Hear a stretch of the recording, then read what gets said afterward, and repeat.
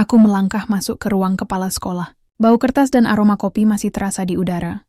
Pak Effendi duduk di kursinya, melepas kacamata dan memijat pelipisnya. "Akhirnya sepi juga," katanya lirih. Aku tertawa kecil sambil menutup pintu. "Ya, Pak. Kita berdua saja sekarang." Aku meletakkan map berisi laporan festival di mejanya. Jemari kami sempat bersentuhan tanpa sengaja. Hangatnya seperti listrik kecil yang menjalar. Kami duduk berhadapan. Hanya ada meja kayu pemisah. Dari luar, angin sore meniup tirai perlahan. Rasanya ruang itu menjadi dunia kecil kami. Pak Effendi menatapku lama, tidak seperti tatapan atasan kepada bawahan, tetapi seperti seseorang yang menemukan tempat pulang. "Aku kagum sama kamu, Bu Putri," ucapnya akhirnya. Suaranya rendah tapi dalam. "Di tengah semua tekanan, kamu tetap tersenyum." Aku menunduk, jantungku berdetak kencang. Saya juga belajar banyak dari Bapak. Bapak itu seperti tembok yang bikin saya berani berdiri. Kami tertawa kecil, lalu hening lagi. Waktu berjalan lebih lambat. Aku merasa udara di ruang itu makin hangat. Dalam hening itu kami berbagi pandang, seolah kata-kata tidak lagi cukup. Aku merasakan getaran aneh. Bukan hanya rasa hormat, tapi juga rasa yang selama ini kutahan. Aku berdiri, berjalan ke jendela. "Senjanya cantik ya, Pak?" Pak Effendi ikut berdiri di sampingku. Kami memandang langit bersama. Tangannya nyaris menyentuhku. Ada jarak setipis udara di antara kami. Aku menoleh, tersenyum kecil. Kami tidak mengatakan apa-apa lagi. Kami hanya berdiri berdekatan, ditemani cahaya senja yang memudar. Ruangan itu menjadi saksi sebuah awal, dari perasaan yang lama bersembunyi di balik profesionalisme.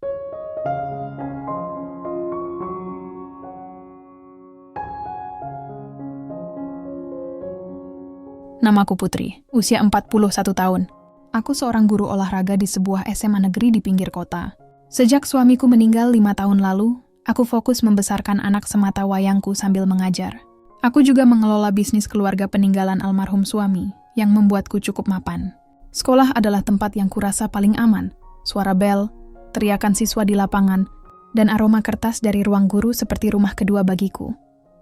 Di sekolah ini ada sosok yang sangat dihormati. Pak Effendi, kepala sekolah kami, pria 50 tahun, berwibawa, ramah, dan sabar. Ia bukan hanya pimpinan, tetapi juga mentor bagi para guru muda.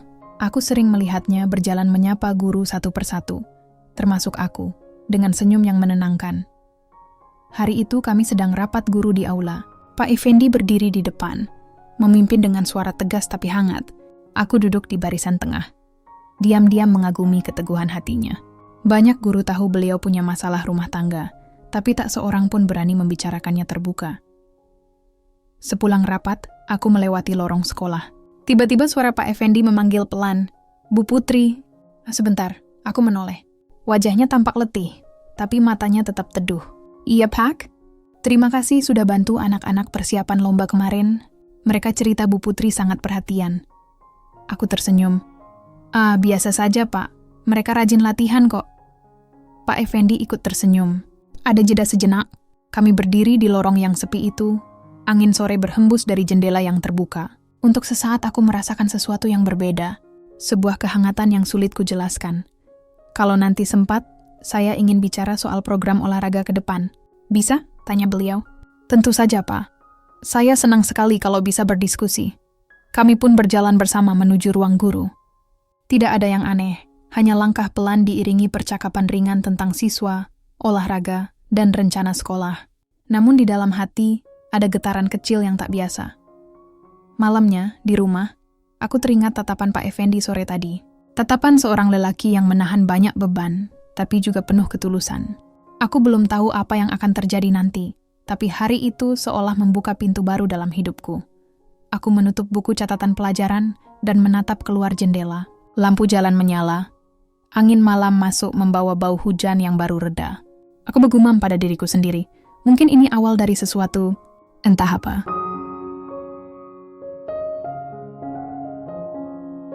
Pagi itu suasana sekolah terasa berbeda. Biasanya aku menikmati udara pagi di lapangan sebelum mengajar. Tetapi kali ini terdengar bisik-bisik dari beberapa guru yang berdiri di dekat ruang tata usaha. Mereka tampak menunduk-nunduk sambil melirik ke arahku dan Pak Effendi yang baru saja datang. Aku pura-pura tak peduli, padahal jelas-jelas mereka membicarakan sesuatu. Suara mereka sesekali terdengar, Itu rumah kosong, katanya milik Pak Effendi, istrinya. Kemudian berhenti cepat-cepat ketika aku lewat. Aku menegakkan punggung. Guru olahraga harus terlihat kuat. Aku melangkah ke lapangan, meniup peluit dan memulai latihan siswa. Tapi hatiku gelisah. Ada sesuatu yang terjadi pada Pak Effendi. Saat jam istirahat, Pak Effendi menghampiriku di kantin guru. Ia tampak lebih lelah daripada biasanya. Senyum yang kemarin hangat, kini nyaris hilang. "Bu Putri, boleh saya bicara sebentar?" Suaranya pelan, aku mengangguk. Kami berjalan ke ruang perpustakaan yang sepi. Di sana Pak Effendi menarik napas panjang sebelum bicara. "Saya mungkin akan jadi bahan omongan orang beberapa hari ini. Mohon ibu jangan percaya semua gosip itu." Aku terdiam, hanya menatapnya dengan mata penuh tanda tanya. "Istri saya..." "Ada masalah pribadi," lanjutnya. "Orang-orang sudah mulai tahu. Saya juga tidak bisa menutupinya lagi." Aku ingin bertanya lebih jauh, tapi kutahan. Aku tahu rasanya jadi orang yang disorot gosip. Jadi aku hanya berkata, "Pak Effendi, saya percaya Bapak orang baik. Saya tidak akan ikut-ikutan gosip." Pak Effendi tampak lega. Ia mengangguk dan berkata lirih, "Terima kasih, Bu Putri. Saya hanya butuh seseorang yang tidak menghakimi." Kami berdua diam beberapa saat. Aku melihat matanya yang merah karena kurang tidur. Tiba-tiba aku ingin menenangkan beliau. Ingin mengatakan bahwa semua akan baik-baik saja. Tapi, aku tahu batasku sebagai guru dan rekan kerja. Saat kami hendak keluar dari perpustakaan, aku hampir saja menyentuh tangannya. Entah kenapa refleks itu muncul. Tapi sebelum tanganku benar-benar menyentuh, aku menariknya kembali. Kami hanya saling bertukar pandang sesaat, dan entah kenapa itu terasa lebih kuat daripada sentuhan fisik. Sore itu, gosip di sekolah makin heboh. Ada yang bilang rumah kosong milik Pak Effendi dijadikan tempat perselingkuhan istrinya dengan orang lain. Ada yang bilang mereka ketahuan warga. Semua cerita itu bercampur jadi satu. Aku pulang ke rumah dengan kepala penuh tanda tanya. Aku duduk di teras, menatap langit senja, memikirkan kata-kata Pak Effendi di perpustakaan tadi. Dia hanya butuh seseorang yang tidak menghakimi. Aku menggenggam cangkir teh hangatku erat-erat, seolah disitulah aku menemukan keberanian. Sejak hari gosip itu, suasana sekolah berubah. Bukan hanya Pak Effendi yang jadi bahan pembicaraan, aku pun ikut terseret. Aku melihat beberapa guru sengaja berhenti bicara saat aku masuk ruang guru. Ada juga yang melempar senyum tipis tapi pandangannya tajam. Hari itu aku mendapat jadwal mengajar terakhir. Siswa-siswa latihan bola di lapangan, sementara aku mengawasi. Di kejauhan aku melihat Pak Effendi keluar dari ruangannya, membawa map besar. Ia tampak berusaha menahan wajahnya tetap tenang. Saat bel pulang berbunyi, Pak Effendi menghampiriku. "Bu Putri, ada waktu sebentar. Ini tentang program olahraga yang kemarin kita rencanakan." Aku mengangguk. Kami memutuskan bertemu di ruang rapat kecil yang jarang dipakai. Di ruang itu, Pak Effendi membuka map berisi rancangan proposal lomba antar sekolah. Ia menjelaskan dengan tenang, tapi aku bisa merasakan suaranya sedikit bergetar. Setelah selesai bicara, ia diam beberapa detik, lalu berkata lirih, "Saya tahu orang-orang sudah mulai menuduh saya ini itu. Saya takkan segera mengurus perceraian. Tidak ada lagi yang perlu disembunyikan." Aku menatapnya. "Pak Effendi, saya yakin Bapak bisa melewati ini. Semua orang akan tahu kebenarannya nanti." Ia menghela napas berat, lalu tiba-tiba berkata, "Bu Putri, saya tidak tahu harus bicara ke siapa. Rasanya seperti sendirian di kota ini." Aku spontan menyentuh tangannya kali ini. Tidak lagi ragu. Sentuhan itu singkat tapi cukup untuk membuat kami sama-sama terdiam. Seolah aku mengatakan tanpa kata-kata, "Saya di sini, Bapak tidak sendiri." Beberapa menit kemudian kami duduk bersebelahan membaca rancangan proposal sambil mendiskusikan teknis lomba. Momen itu terasa seperti dunia kecil kami berdua. Di luar ruangan dunia penuh gosip, di dalam ruangan dunia yang tenang. Sore hari setelah pertemuan itu, aku menerima pesan WhatsApp dari seorang guru senior. "Bu Putri, hati-hati. Nama ibu ikut dibicarakan. Mereka kira ibu dekat dengan Pak Effendi lebih dari rekan kerja." Pesan itu membuatku tercekat. Aku menutup ponsel, memandang langit senja di luar jendela ruang guru. Aku tahu sejak hari itu, aku tidak hanya jadi guru olahraga, tapi juga orang yang harus menjaga nama baiknya sendiri. Aku pulang dengan langkah mantap. Aku tahu gosip ini belum akan berhenti, tapi di dalam hatiku ada keyakinan kecil. Aku dan Pak Effendi akan tetap berdiri, apapun yang terjadi. Pagi itu aku tiba di sekolah lebih awal dari biasanya. Udara masih sejuk, lapangan kosong, hanya suara burung yang terdengar. Namun suasana hatiku jauh dari tenang. Semalam aku menerima pesan beruntun dari teman-teman guru yang menyarankan agar aku menjaga jarak dari Pak Effendi. Begitu masuk ruang guru, aku mendapati surat panggilan rapat mendadak di meja. Surat itu ditandatangani Kepala Bidang Pengawas Sekolah. Intinya, ada evaluasi mengenai hubungan personal antar tenaga pendidik. Jelas aku tahu kemana arahnya. Aku menarik napas panjang. Aku tidak merasa bersalah, tapi aku juga tahu reputasi seorang guru ditentukan oleh pandangan publik. Siang itu aku menghadiri rapat. Di ruang rapat ada 3 orang pengawas, beberapa guru senior, dan Pak Effendi. Semua tampak serius. Salah satu pengawas membuka pembicaraan. Kami mendapat laporan adanya kedekatan yang dianggap tidak profesional antara kepala sekolah dan guru. Aku menunduk tenang. Pak Effendi tetap tegap. Pak Effendi berkata dengan suara tenang, "Kami hanya membahas program sekolah dan olahraga, tidak lebih." Pengawas menatapku, "Bu Putri?" Aku mengangguk. Benar. Semua pertemuan kami sifatnya pekerjaan. Rapat itu berlangsung 30 menit, penuh pertanyaan dan klarifikasi. Walau akhirnya tidak ada keputusan buruk, aku tetap merasa terpojok. Selesai rapat, Pak Effendi mendekat, wajahnya cemas. "Maaf Bu Putri, saya sudah menyeret Ibu ke situasi ini."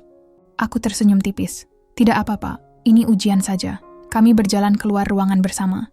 Di lorong yang sepi itu, tanpa pikir panjang Pak Effendi meraih tanganku sebentar, menatapku dengan mata yang bergetar. "Saya janji akan menyelesaikan ini secepat mungkin." Aku mengangguk pelan. Sentuhan itu terasa bukan seperti hubungan rahasia, tapi lebih seperti janji 2 orang yang saling menopang di tengah badai. Malamnya aku duduk di ruang keluarga, menatap foto almarhum suamiku. Aku bicara dalam hati, aku tidak pernah mencari ini semua, tapi hidup membawaku ke sini. Aku harus kuat. Aku kemudian membuka laptop dan mulai membuat proposal program olahraga yang diminta Effendi. Aku tahu pekerjaan nyata akan membuktikan bahwa kami profesional. Itu caraku melawan gosip. Hari Senin pagi lapangan sekolah penuh bendera kecil warna-warni. Aku sudah datang lebih awal untuk mempersiapkan latihan lomba atletik. Setelah kejadian rapat kemarin, aku merasa energi harus difokuskan untuk siswa. Saat aku meniup peluit, tiba-tiba sekelompok siswa datang membawa spanduk buatan tangan bertuliskan, "Terima kasih Bu Putri dan Pak Effendi atas dukungan kami." Aku tertegun. Siswa-siswa itu bersorak kecil sambil menyerahkan bunga plastik berwarna biru. "Bu, kami tahu Bu Putri nggak salah. Kami cuma mau kasih semangat." Aku nyaris menitikkan air mata. "Terima kasih anak-anak.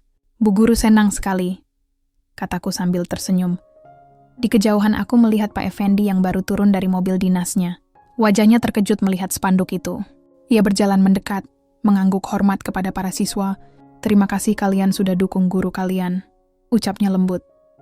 Momen itu jadi semacam penegasan bahwa meski gosip beredar di kalangan guru, siswa-siswa tetap menghargai kami.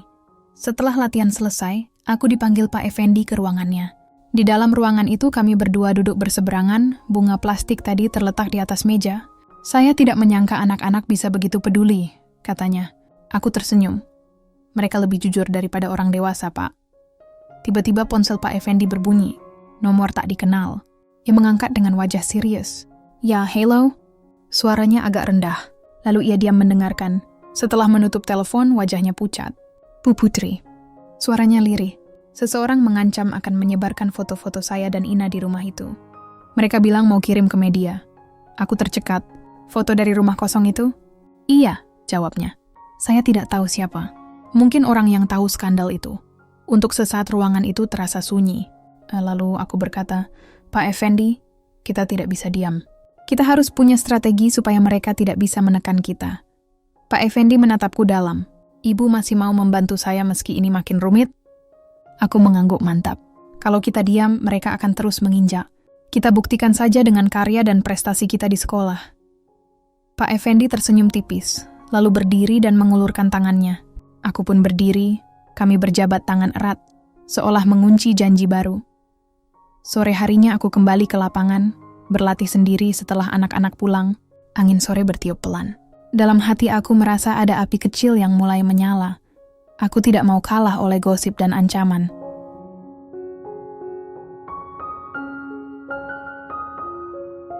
Pagi itu aku baru sampai di sekolah ketika pesan WhatsApp masuk bertubi-tubi. Grup guru penuh kiriman tangkapan layar foto-foto rumah kosong milik Pak Effendi. Ada pula foto yang tampak seperti Ina bersama pria tak dikenal. Captionnya bombastis. Skandal kepala sekolah, rumah untuk anak dijadikan tempat selingkuh. Jantungku berdegup kencang. Meski foto itu jelas lebih memberatkan Ina, nama Pak Effendi ikut terseret. Di grup WhatsApp itu ada juga komentar sinis. Kasihan guru olahraga ikut kena imbasnya. Di koridor sekolah aku melihat Pak Effendi berjalan dengan wajah tenang. Padahal aku tahu hatinya bergemuruh. Ia menghampiriku di depan ruang guru. Bu Putri, saya butuh bicara. Sekarang. Kami berdua masuk ke ruang kepala sekolah, menutup pintu rapat-rapat. Pak Effendi menatapku. Mereka benar-benar menyebarkan foto-foto itu. Saya sudah lapor ke pihak berwajib, tapi saya takut reputasi sekolah rusak. Aku menjawab cepat, Pak, justru ini saatnya kita tunjukkan profesionalisme. Kita buat acara besar sekolah, biar fokus publik pindah ke prestasi anak-anak. Aku keluarkan ide spontan. Festival olahraga dan seni SMA, acara kolaborasi guru murid. Kalau ini berhasil, Pak, media akan punya berita positif. Gosip itu perlahan akan tenggelam. Pak Effendi terdiam sejenak, lalu matanya berbinar. Itu ide bagus. Kita gerakan semua guru yang masih peduli. Hari itu juga aku mulai bergerak. Aku menemui guru seni, OSIS, dan pelatih ekstrakurikuler. Ternyata banyak yang mendukung. Mereka juga lelah jadi penonton gosip. Bu, kami ikut bantu, biar anak-anak punya panggung positif, kata salah satu guru seni. Sore hari kami rapat mendadak di aula. Effendi berdiri di depan. Kali ini suaranya kembali berwibawa. Kita akan adakan festival olahraga dan seni. Kita buktikan sekolah kita punya prestasi.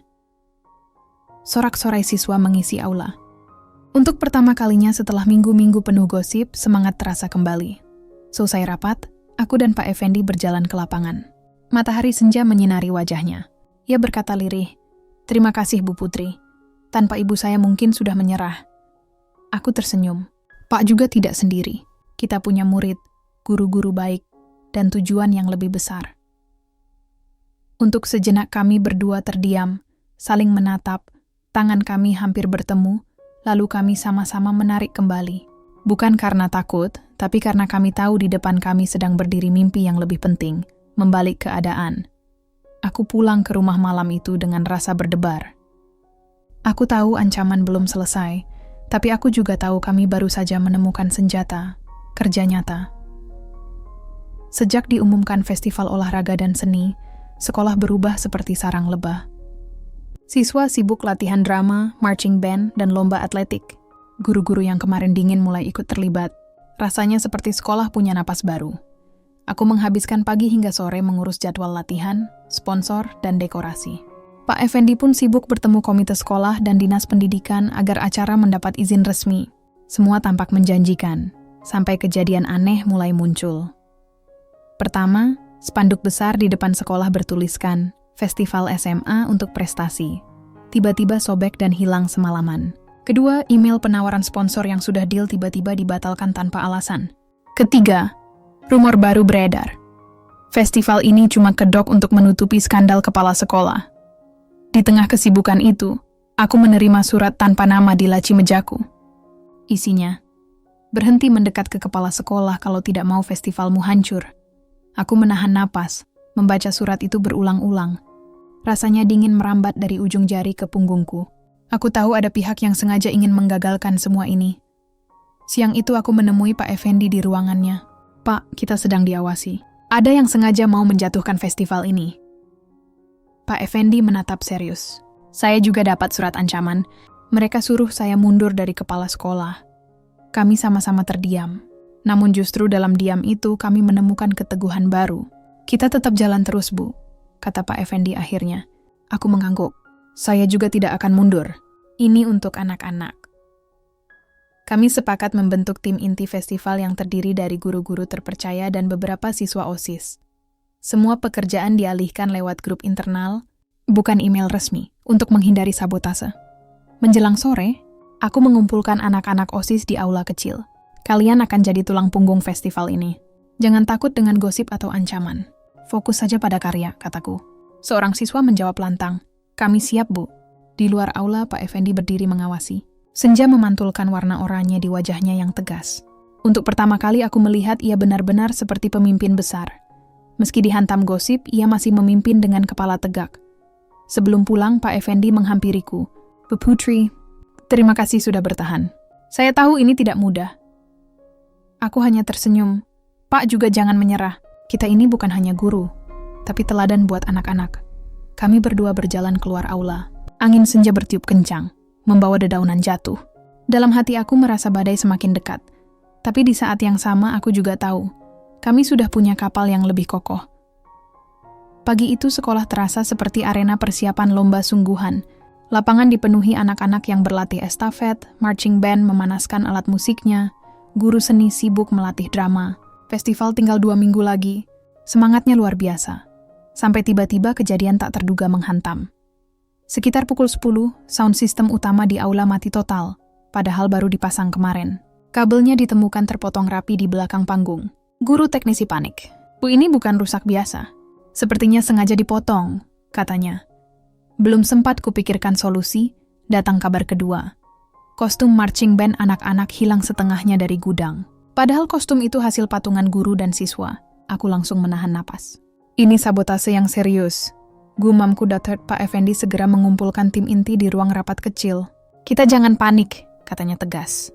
Ini jelas kerja orang yang tidak mau festival ini jalan, tapi kita tidak boleh batal. Aku mengangkat tangan. Pak, kita bisa sewa sound system luar. Dan soal kostum kita bisa improvisasi. Yang penting anak-anak tetap tampil. Tim inti sepakat bergerak cepat. Beberapa siswa OSIS menghubungi kenalan penyewaan alat. Guru seni mengatur ulang kostum dengan stok lama. Guru olahraga membantu anak-anak tetap latihan tanpa gangguan. Siang itu aku mendampingi anak-anak latihan di lapangan. Mereka tampak kecewa tapi berusaha tegar. Bu, kita masih bisa menang kan? Tanya seorang siswi. Tentu saja, jawabku mantap. Yang penting semangat kalian. Pak Effendi datang membawa kabar baik. Sound system pengganti sudah dalam perjalanan. Kita akan latihan sore ini juga. Mendengar itu anak-anak bersorak. Seketika semangat kembali menyala. Aku menatap Pak Effendi dari kejauhan. Wajahnya yang biasanya tenang kini penuh tekad. Menjelang sore latihan dimulai ulang dengan sound system baru. Walau sederhana, latihan berjalan lancar. Semua seperti kembali hidup. Di pinggir lapangan, aku dan Pak Effendi berdiri berdampingan. Ia berbisik, Bu Putri, saya rasa kita sudah bukan hanya guru dan kepala sekolah. Kita ini satu tim yang sedang bertahan di tengah badai. Aku tersenyum. Betul, Pak. Kita harus tetap berdiri tegak. Sore itu kami tidak hanya menyelamatkan latihan, tapi juga menyelamatkan semangat sekolah. Di balik semua kekacauan, aku merasakan kedekatan kami semakin kuat. Bukan karena gosip, tapi karena kerja nyata dan saling percaya. Di rumah malamnya, aku menutup buku catatan dengan lega. Namun dalam hati aku tahu, kalau sabotase bisa sekejam ini di tahap latihan, apa yang akan terjadi di hari festival nanti?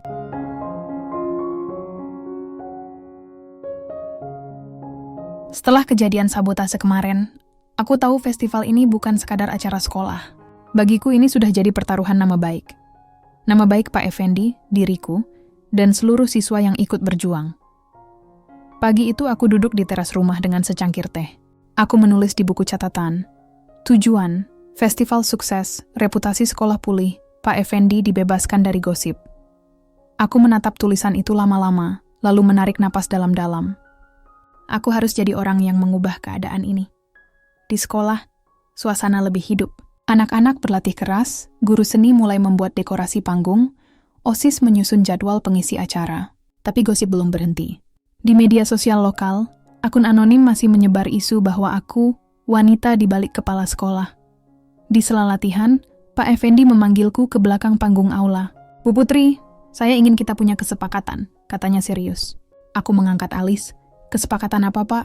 Kita tetap fokus ke festival. Jangan ada klarifikasi ke media dulu.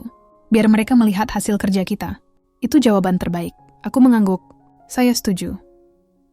Kami berdiri di belakang panggung yang sedang dibangun. Papan-papan kayu, cat warna-warni, dan anak-anak OSIS berlalu lalang. Angin sore berhembus membawa bau cat baru. Di tengah suasana itu Pak Effendi berkata lirih. Kalau nanti festival ini sukses, saya akan bicara terus terang ke publik tentang perceraian saya dan kebenarannya. Saya tidak mau lagi hidup dalam bayang-bayang. Aku tersenyum kecil. Pak Effendi, itu keputusan yang berani. Saya dukung Bapak. Sejenak kami terdiam. Ada jarak 0,5 meter antara kami, tapi rasanya seperti tidak ada dinding lagi. Kami sama-sama lelah, sama-sama bertahan. Sore itu aku memimpin latihan atletik terakhir. Aku mendampingi siswa-siswa berlari memutari lapangan, lalu melakukan briefing motivasi di tengah lapangan. Kalian semua hebat. Tidak peduli orang dewasa sibuk dengan gosip, kalian fokus ke karya. Ingat, keberanian bukan berarti tanpa takut, tapi tetap maju meski takut. Anak-anak bersorak. Semangat mereka terasa seperti energi baru yang mengalir ke seluruh sekolah. Malamnya aku membuka laptop dan menyusun strategi promosi festival. Aku kontak beberapa alumni dan jurnalis lokal yang kukenal, mengundang mereka hadir. Aku juga membuat video singkat berisi latihan anak-anak, diunggah ke media sosial sekolah. Responsnya positif. Sebelum tidur, aku mendapat pesan singkat dari Pak Effendi. Terima kasih Bu Putri. Hari ini saya merasa kita punya arah yang jelas. Kita pasti bisa. Aku menatap layar ponsel sambil tersenyum. Untuk pertama kalinya setelah berminggu-minggu, aku merasa kami bukan hanya bertahan. Kami menyerang balik dengan prestasi. Pagi itu halaman sekolah ramai tak seperti biasanya. Mobil-mobil parkir sembarangan, orang dengan kamera dan mikrofon berkeliaran. Rupanya berita tentang festival kita sudah menyebar. Sayangnya bukan hanya berita tentang acara, tapi juga gosip tentang hubungan guru olahraga dengan kepala sekolah. Aku baru turun dari mobil ketika seorang reporter menyodorkan mikrofon. Bu Putri, benar Anda menjalin hubungan spesial dengan Pak Effendi? Aku menahan napas menegakkan bahu. Kami hanya fokus pada festival ini. Semua untuk anak-anak. Lalu aku berlalu tanpa menoleh lagi. Di ruang kepala sekolah, Pak Effendi terlihat gelisah. Mereka datang lebih cepat dari yang saya kira, katanya. Kita harus tetap tenang, Pak. Jangan beri mereka bahan gosip, jawabku. Tak lama kemudian orang tua siswa mulai berdatangan. Ada yang mendukung festival, ada yang menolak dengan alasan reputasi sekolah terancam. Suasana rapat mendadak panas. Seorang wali murid berkata, kami mendukung kegiatan ini, tapi tolong bersihkan dulu nama baik sekolah. Aku menahan diri untuk tidak terpancing. Pak Effendi berdiri dan berkata dengan suara tenang, Bapak Ibu sekalian, kami paham kekhawatiran Anda. Tapi percayalah festival ini murni untuk anak-anak. Saya bertanggung jawab penuh. Ruang rapat hening seketika. Sepulang rapat, aku berjalan melewati koridor yang dipenuhi siswa berlatih drama. Mereka menyapaku, Bu Putri semangat ya. Dukungan kecil itu membuat hatiku hangat. Sore harinya aku dan Pak Effendi kembali ke lapangan. Kami melihat anak-anak berlatih estafet, menghafal naskah, memasang dekorasi panggung. Di tengah tekanan dan sorotan kamera, mereka tetap berlari, tetap tertawa. Itu yang membuatku tidak menyerah. Aku mendekati Pak Effendi. Pak, kita perlu strategi komunikasi. Kalau terus begini, festival bisa batal. Pak Effendi mengangguk. Saya setuju. Kita akan undang media untuk konferensi pers resmi. Kita jelaskan fokus kita hanya pada pendidikan. Malamnya aku membuat draft press release sederhana. Jadwal acara, peserta, dan tujuan festival. Aku juga menyiapkan pernyataan yang tegas tapi positif. Sebelum tidur, aku sempat memandangi ponselku. Ada pesan dari Pak Effendi. Besok kita mulai babak baru. Jangan takut. Kita buktikan integritas kita dengan kerja. Aku menutup mata sambil menarik napas panjang. Dalam hati aku tahu, kami sedang bertarung bukan hanya demi festival, tapi demi martabat kami berdua. Pagi itu aula sekolah yang biasanya penuh kursi plastik untuk siswa berubah menjadi ruangan konferensi pers sederhana. Di panggung kecil, ada meja panjang dengan taplak biru tua. Di depannya barisan kamera, mikrofon, dan jurnalis. Di sudut ruangan anak-anak OSIS memasang poster besar bertuliskan Festival Olahraga dan Seni untuk masa depan siswa. Aku berdiri di samping Pak Effendi sambil menggenggam catatan press release. Tanganku sedikit gemetar, tapi aku memaksakan senyum. Pak, kita harus terlihat tenang, bisiku. Pak Effendi mengangguk kecil. Tenang, kita lakukan ini demi anak-anak. Acara dibuka oleh MC sekolah. Setelah perkenalan singkat, Pak Effendi naik ke podium. Dengan suara mantap ia berkata, festival ini bukan sekadar acara rutin. Ini kesempatan bagi anak-anak untuk menunjukkan potensi. Gosip yang beredar di luar sana tidak ada kaitannya dengan tujuan kami. Aku menyambung dengan presentasi singkat tentang program olahraga dan seni, jadwal lomba, serta dukungan sponsor yang kembali aktif setelah kita jelaskan misi sebenarnya. Semula suasana berjalan lancar. Tapi kemudian seorang jurnalis dari media lokal bertanya keras, Pak Effendi, apa benar rumah yang Anda beli untuk anak Anda dulu dipakai oleh mantan istri untuk berselingkuh? Ruangan mendadak hening. Aku melihat Pak Effendi menarik napas panjang. Ia menjawab tegas, itu masa lalu saya. Saya tidak akan membahas privasi keluarga. Fokus kami hari ini adalah pendidikan. Pertanyaan demi pertanyaan datang. Ada yang mendukung, ada yang memojokkan. Aku menahan diri agar tetap tenang. Ketika seorang wartawan kembali menyinggung tentang kedekatan Bu Putri dan Pak Effendi, aku menjawab dengan suara datar. Kami profesional. Semua program ini untuk siswa, bukan untuk pribadi. Setelah sesi tanya jawab selesai, kami menutup konferensi pers dengan pengumuman. Festival akan tetap berjalan sesuai jadwal, dengan tambahan lomba seni mural sebagai simbol kebebasan berekspresi. Siswa yang hadir bertepuk tangan. Namun begitu acara selesai dan wartawan keluar, salah satu guru berlari ke arah kami membawa kabar mengejutkan. Pak Bu, barusan saya dapat info. Ada surat resmi dari dinas. Festival kita sedang dievaluasi ulang. Ada pihak yang mengajukan pembatalan dengan alasan mengganggu nama baik sekolah. Aku dan Pak Effendi saling pandang. Rasanya seperti baru saja dipukul di dada. Siapa yang ajukan? Tanyaku cepat. Tidak jelas. Suratnya dikirim lewat jalur internal. Pak Effendi mengusap wajahnya pelan. Ini sudah permainan tingkat tinggi. Aku meremas catatanku kuat-kuat. Dalam hati aku bertekad, aku tidak akan mundur. Sore itu aku mendampingi anak-anak latihan terakhir sebelum gladi bersih. Mereka tak tahu badai sedang datang. Aku melihat wajah-wajah mereka penuh harapan. Aku menatap mereka sambil berkata, terus latihan. Jangan takut apapun yang terjadi. Kalian sudah luar biasa. Pak Effendi datang menghampiriku di tepi lapangan. Bu Putri, kalau festival ini benar-benar dibatalkan, kita harus punya rencana cadangan. Aku mengangguk. Saya sudah pikirkan, kita bisa pindah lokasi, atau kita buat festival online. Yang penting anak-anak tampil. Matahari tenggelam, meninggalkan langit jingga. Di bawah cahaya senja itu aku merasakan napas kami makin berat. Bukan hanya tentang festival, tapi tentang keberanian mempertahankan kebenaran. Aku menatap Pak Effendi dalam-dalam. Pak, kita sudah sejauh ini. Apapun yang terjadi, saya ikut Bapak. Pak Effendi mengangguk, wajahnya tegang namun tegar. Baik Bu, kita berjuang sampai titik akhir.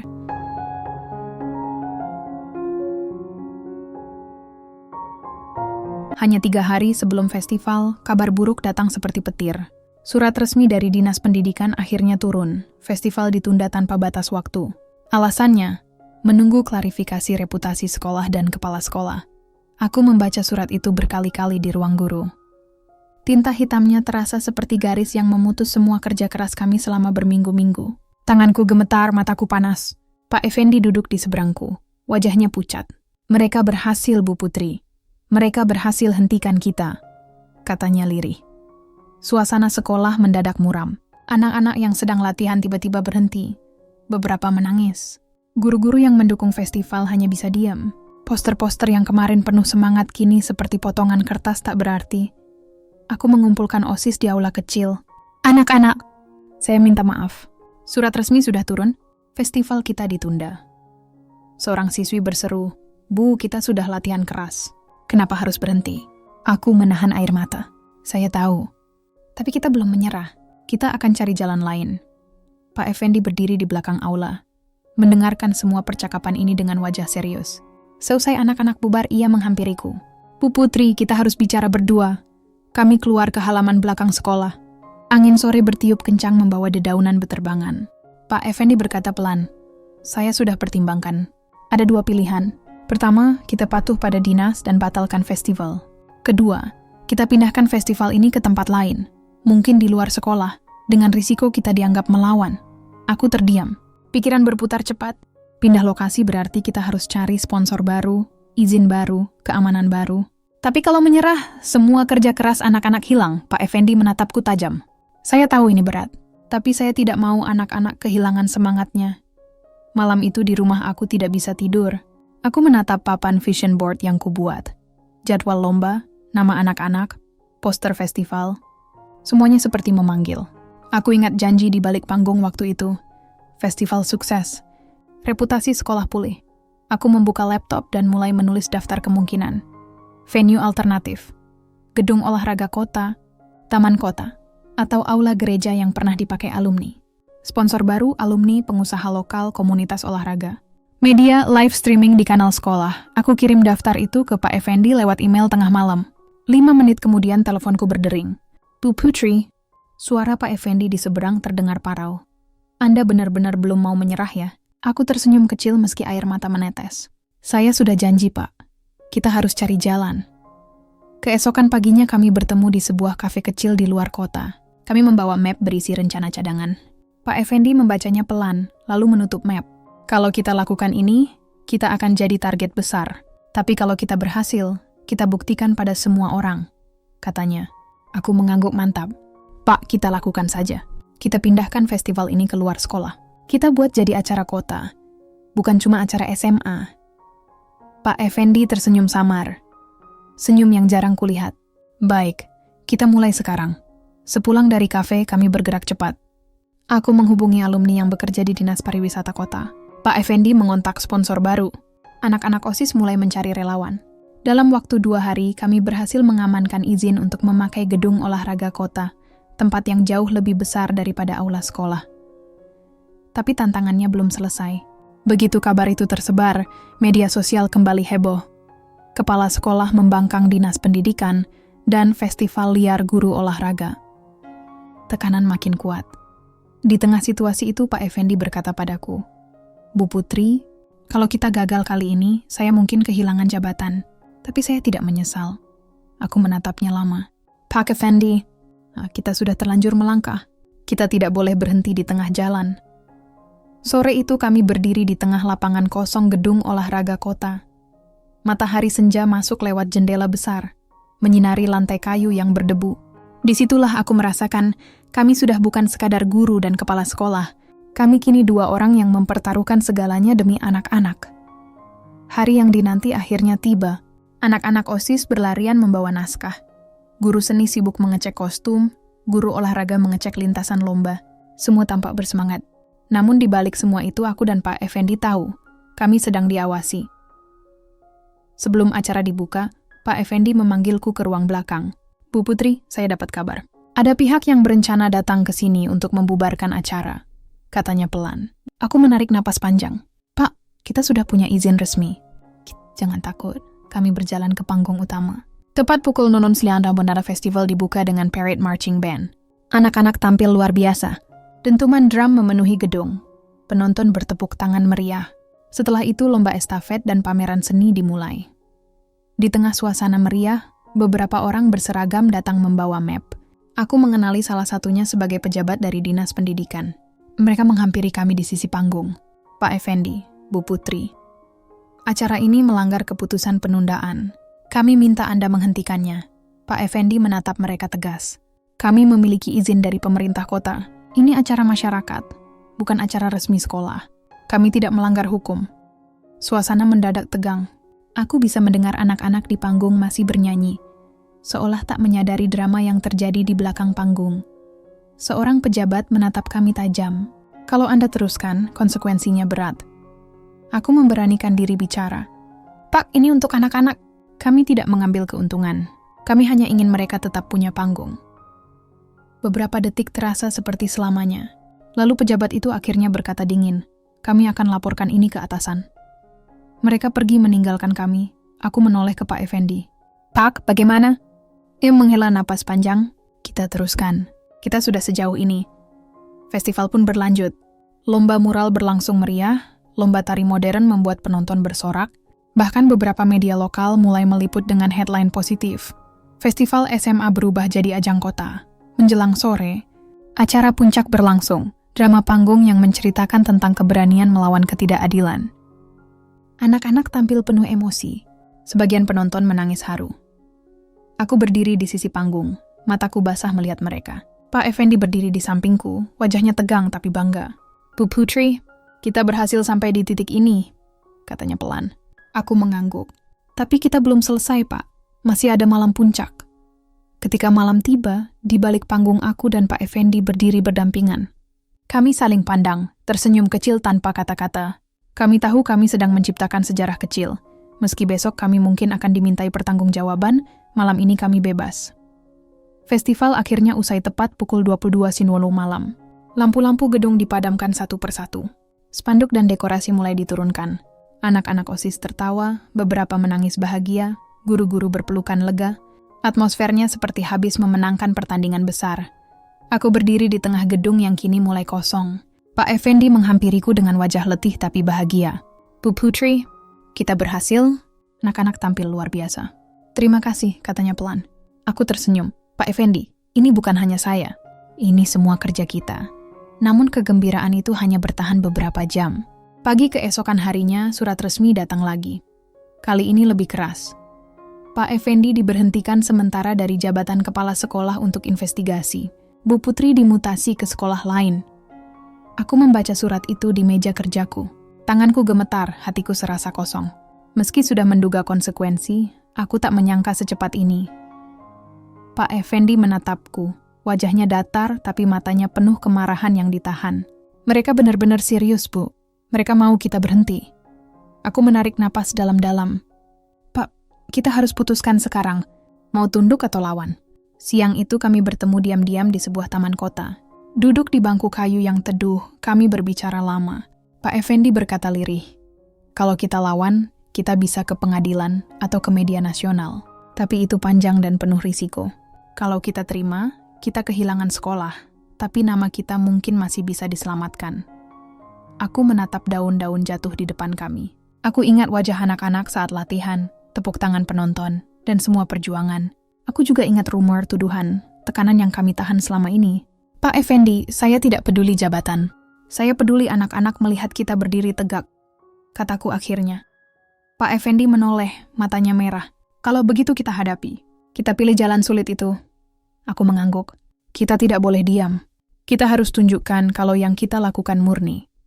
Malamnya aku menulis surat terbuka kepada media. Kami guru biasa. Kami hanya ingin anak-anak punya ruang berekspresi. Jika perjuangan ini harus dibayar dengan jabatan, kami terima. Tapi jangan tuduh kami macam-macam tanpa bukti. Surat itu kuunggah di akun resmi sekolah dan juga kukirim ke beberapa jurnalis nasional. Pak Effendi juga menulis klarifikasi resmi tentang kehidupannya, perceraiannya, dan niatnya membangun sekolah. Keesokan harinya, tagar dan selo festival untuk anak trending di media sosial lokal. Banyak alumni dan orang tua siswa memberi dukungan. Namun tekanan dari pihak yang berlawanan juga makin keras. Ada ancaman gugatan hukum dan panggilan klarifikasi. Di tengah badai itu, aku dan Pak Effendi saling menatap di koridor sekolah. Wajah kami lelah tapi penuh tekad. Pak, ini mungkin titik balik kita, bisikku. Pak Effendi mengangguk. Iya, Bu Putri. Kita sudah memilih jalan ini. Kita akan terus jalan. Sore itu aku pulang ke rumah dengan perasaan campur aduk. Takut, lega, sedih, tapi juga bangga. Di dalam hati aku tahu, kami sedang menulis babak akhir perjuangan ini.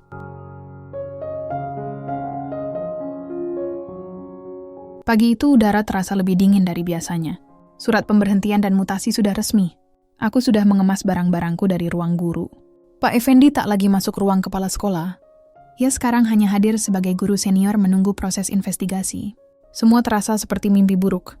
Tapi anehnya, justru di saat seperti ini aku merasa paling tenang. Aku tahu arah yang harus kutempuh. Di luar sekolah, dukungan masyarakat makin deras. Alumni mengunggah foto-foto festival dengan tagar Inanna Festival untuk anak. Beberapa tokoh pendidikan ikut menulis opini di koran lokal membela kami. Beberapa guru dari sekolah lain juga diam-diam mengirim pesan dukungan.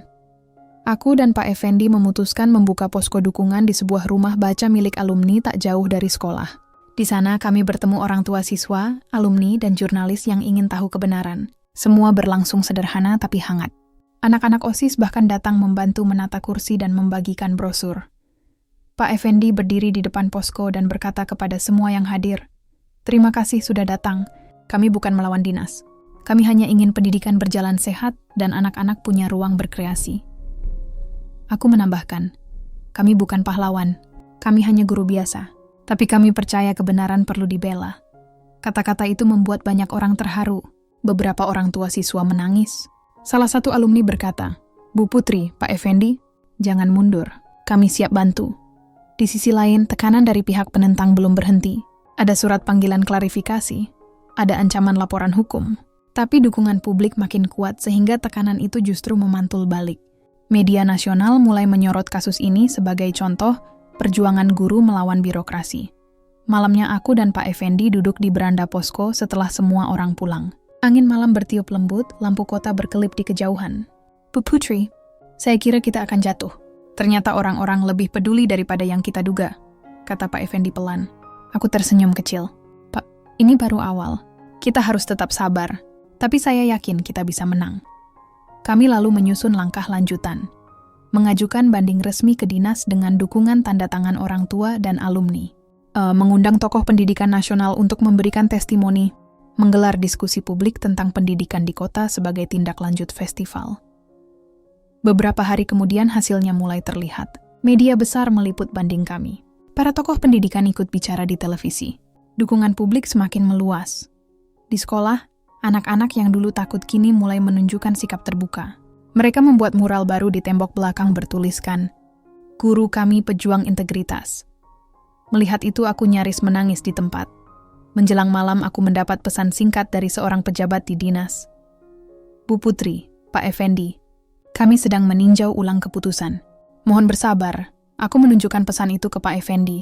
Ia menatapku dengan mata berbinar. "Bu Putri, kita sudah mulai menang." Aku mengangguk. Tapi kita tetap harus hati-hati. Ini baru pintu kecil yang terbuka. Malam itu kami pulang dengan hati yang jauh lebih ringan. Untuk pertama kalinya setelah semua badai, aku merasa harapan itu nyata. Sudah hampir sebulan sejak kami membuka posko dukungan. Setiap hari orang datang silih berganti, ada yang membawa tanda tangan, ada yang membawa makanan untuk relawan, ada pula yang sekadar menyemangati.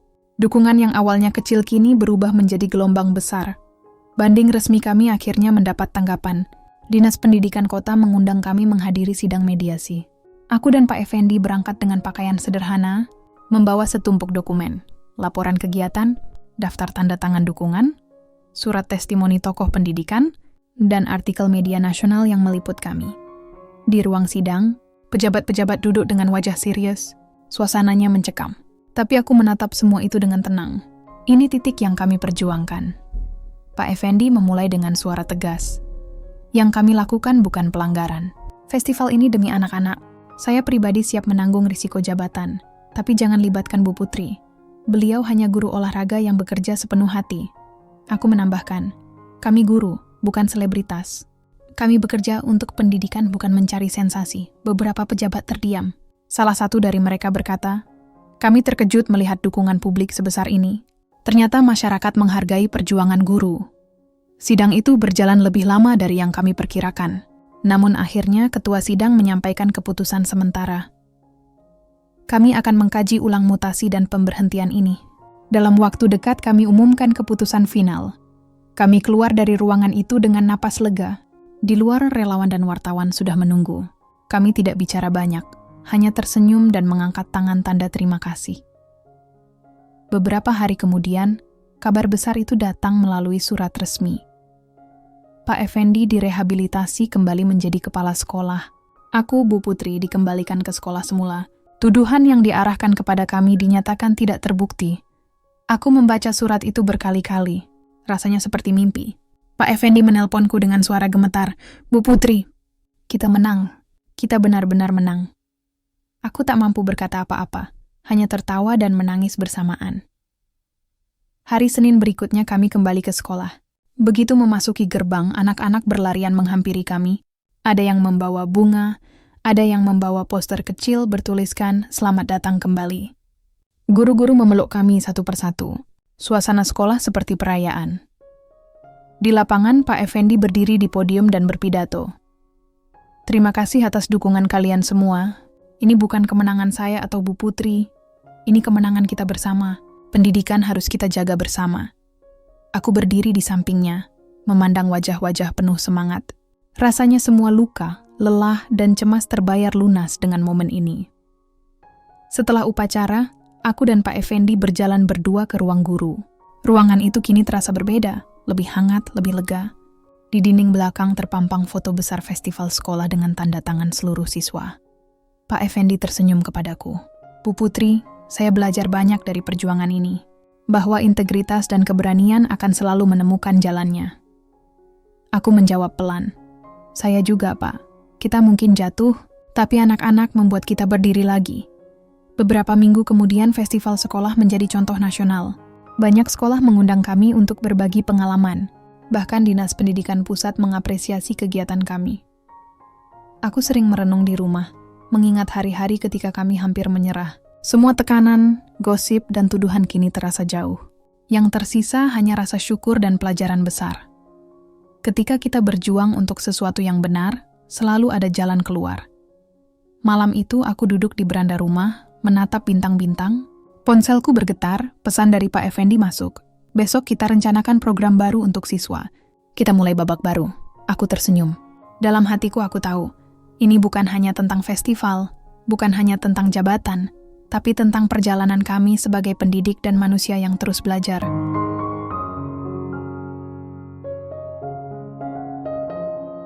Enam bulan setelah badai itu berlalu, sekolah kami kini terasa seperti rumah baru. Dindingnya lebih penuh warna, anak-anak lebih berani berbicara, guru-guru lebih kreatif.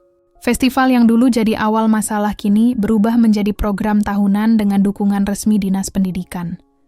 Aku sering berdiri di lapangan setiap pagi sebelum jam pelajaran dimulai, menghirup udara segar sambil melihat anak-anak berlarian. Pak Effendi tetap menjadi kepala sekolah.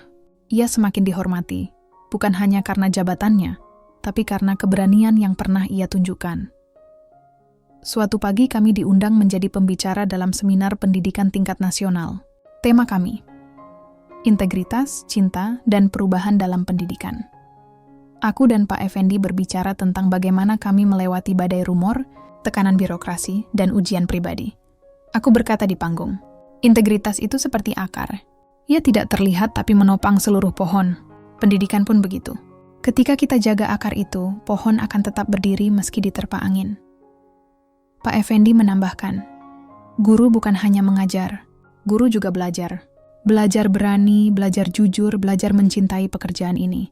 Tepuk tangan panjang menggema. Aku melihat beberapa peserta seminar berkaca-kaca. Saat itulah aku merasa perjuangan kami tidak sia-sia. Sepulang seminar kami berjalan berdua di taman kota. Langit sore berwarna oranye keemasan. Angin membawa aroma bunga dari sudut taman. Pak Effendi, aku berkata pelan. Hidup kita berubah banyak ya sejak festival itu. Ia tertawa kecil.